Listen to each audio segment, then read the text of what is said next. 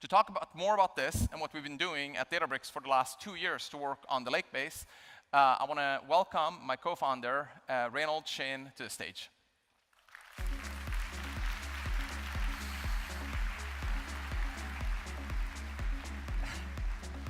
Thank you, Ali. We're actually supposed to shake hands, but given you walk all the way there, and I'm supposed to come here, I think it will be a little bit difficult. So virtual handshake. As Ali said, Databricks in the last decade has mostly been focusing on the analytics side of data infrastructure. And if you look at analytics systems today, what you use on Databricks, or even on other vendors, they look remarkably different from what they were in the 90s. There's a lot of foundational technologies been invented. Columnar storage, vectorized processing have dramatically speed up analytical workloads. Streaming was invented about maybe over a decade ago. Actually can make data a lot fresher. And of course, in 2020, 5 years ago, we published the Lakehouse blog and pioneered new architecture, which decouples storage and compute, and more importantly, based on open formats. And that have enabled a lot of new workloads, dramatically lowered the TCO for all the analytical systems. Now, OLTP databases, however, are kind of stuck in the past. What do we mean by that? If you look at OLTP databases running today, whether it's commercial, so proprietary systems like Oracle, or open source databases like MySQL, Postgres, they look more or less the same as they were in the 90s. Yes, we've added a lot of features, they have gotten faster, but if you look at the components and the techniques and foundational ideas, they're more or less the same. Ali even sort of referred it all the way to the 70s of the System R papers. And databases are viewed as this heavyweight infrastructure, requires a lot of manual intervention and maintenance, and it's quite clunky. First, databases are very slow, so the provision, and it's sort of difficult to scale. If your workloads are fairly dynamic, it's often a nightmare to actually deal with that in the databases side. And because of that, databases are fairly disconnected from modern-day developer workflows, which we'll zoom into it a little bit. And it's also very siloed from analytics and AI. Like, it's actually not unusual at this stage. You want to combine analytics and AI with your transactional database workloads, but it's very difficult to do. So what did I mean by databases that disconnected from modern-day developer workflows? Well, imagine you're a software engineer, and you're trying to add a new feature to a code base. The very first thing you'll likely do is the following command, git checkout -b, maybe click in the UI. But what it does, it creates a new branch of your code base. And you make changes to this new code branch, adding new feature, maybe fixing a bug, you'll be testing against it. But all the changes you do are isolated to this specific branch. And creating a new branch is an instant operation. It's very, very fast. You don't have to think twice about it. You just do it, right? What's the equivalent for databases? You want to clone your production databases, it might take days. You put one up, you almost never shut it down. Some things like this simply doesn't exist. Like, wouldn't it be nice if you can branch off a database, just like you would do with code? Now, let's say you get past all that development hassle and you manage to build a pretty successful app, which many of you have. And now the app has taken off, you want to introduce some analytics capabilities or AI capabilities to the app. So you have your app development team now start talking to your data infrastructure teams. They're managing the lakehouse. You say, hey, how do I actually get the data from one side to another? Now you have to figure out how do you manage two disparate systems. You have to understand the IAM role differences. How do you set up secure networking? How do you create ETL pipelines and load data from one to another? You learn fancy terms like change data capture, STD type 1, STD type 2, which I, up until this stage, still don't understand what they are. It just seemed awfully complicated. So in the past couple of years at Databricks, we've been working on how to tackle this problem and actually eliminate all of the challenges. And the result of that is Lakebase, right? Lakebase has the following attributes. First and foremost, it's based on open source Postgres. And second, it built on a novel decoupled storage from compute architecture that actually enables the modern day developer workflow. And by building on top of Databricks infrastructure, it comes with what you would expect, actually amazing lakehouse integration as well as all the enterprise readiness features. Now, let's talk about them one-on-one, so one each after each. So first and foremost, Lakebase is building on open source standards, which is open source Postgres. And in the last few years, open source Postgres has steady on the rise. And if you look at the latest Stack Overflow survey of the most popular databases, Postgres actually leads by a wide margin. And this is because its robust ecosystem of tools, libraries, and extensions, and all of this just work out of the box on the Lakebase.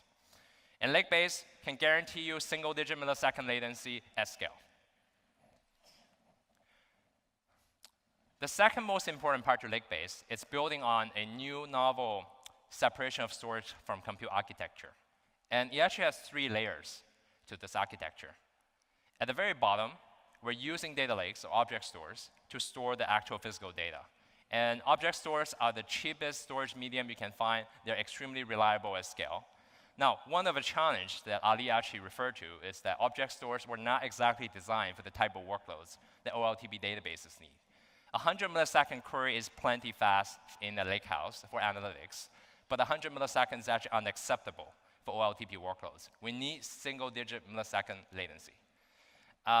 So the way we've solved that is by introducing a middle layer of storage that's actually only have soft state, and it acts as a write-through cache for all the data to the object stores. And for some of you that are database nerds, it also creates a new way to very quickly persist the write-ahead log, or what we typically call as WAL, in the database. And on top of the storage layer, we have the ephemeral compute nodes, which are Postgres instances, that actually reads and writes to the underlying storage layer. One thing that's very important for me to point out is very similar to lakehouses. The actual data that's stored in the object stores at data lakes are open source formats. They are not some proprietary format we invented to actually improve performance or to lock you in. They are just vanilla Postgres pages. And this opens up a whole new sort of paradigm of opportunities. And there's actually a lot of past attempts at this problem. This is not the first time, I think, sort of the industry have tried to create separation of storage from compute architecture for OLTP databases. Some commercial systems, especially from hyperscalers, have done that. But they were typically actually built on yet another proprietary storage system. They are way more expensive and also don't use open source formats, which means they can manage to lock you in even more so. The way we crack the code here is actually based on, some of you might recognize the architectural diagram. Say, hey, didn't Databricks actually acquire this company called Neon just last month? And you're already talking to us about it. No, we did acquire Neon. We announced acquisition last month. We actually only closed the acquisition last week. But one of the interesting things that's not widely known is we actually invested in Neon, the company, many, many years ago, and been working with Neon team as a technology partner on this separation of storage from compute architecture. And everything on Lakebase is actually building on this collaboration. Right? And building on top of this new novel architecture, we managed to accomplish a few fairly interesting things. The first is serverless. And what do we mean by serverless? Well, earlier we said databases are this heavyweight infrastructure that requires a lot of manual maintenance and intervention. Serverless here means database should become lightweight. What does it mean that it's lightweight? Well, Lakebase come in 2 flavors. The first flavor is a provision throughput flavor that it suits you. You actually specify exactly how big you want it to be. If you know how to size your world, that's the perfect sort of solution for you. But for most people, the auto-scaling flavor will be far more interesting. In the auto-scaling flavor, you don't have to worry about how big a database you should be picking. And because the databases are actually just ephemeral instances, you could only launch it when you need to. It takes less than a second to launch a brand new database. And if you're sort of low scale, you could either vertically scale it, which the system will do it for you, or you could choose to create replicas that also comes up in less than a second. And if your load goes down, you actually no longer have need, for example, say for a very American-centric company, past 5 p.m., maybe you have no loads, you can actually automatically shut it down very quickly. All of those just happens in less than a second. Right? And the best part is you only pay for when the duration you actually need the compute. The second thing we built was branching.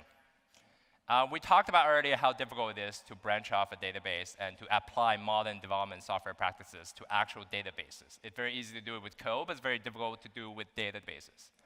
The separation of storage from compute architecture also has a copy on write capability built in that we can instantly branch off a database. It takes less than a second to create a whole clone of the database. And that includes both the data and the schema of the database.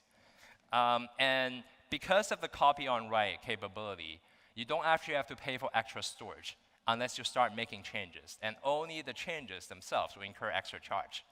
Because under the hood, they all share the same storage. So something pretty magical would actually happen when you combine the branching capabilities and the serverless capabilities into one. It would completely change the way you think about database development. Every time you do git checkout -b, you should automatically actually branch off a database with that new branch of code.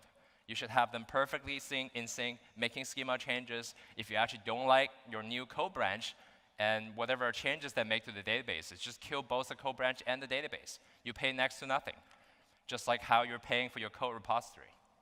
Right? And this is extra important in the age of agentic coding and AI. With AI, like one way to think about AI agents is you're getting at very low cost an armies of thousands, or maybe even in the extreme case, millions of AI agents. And the AI agents are acting as their own individual engineers. They're doing experiments on your code base, maybe adding new features. You might even have multiple AI agents adding new features, adding the same feature, and you have judges to determine which feature is the best implemented. And it's now every AI agent can actually get their own code branch, but also their own databases at virtually no cost for experimentation.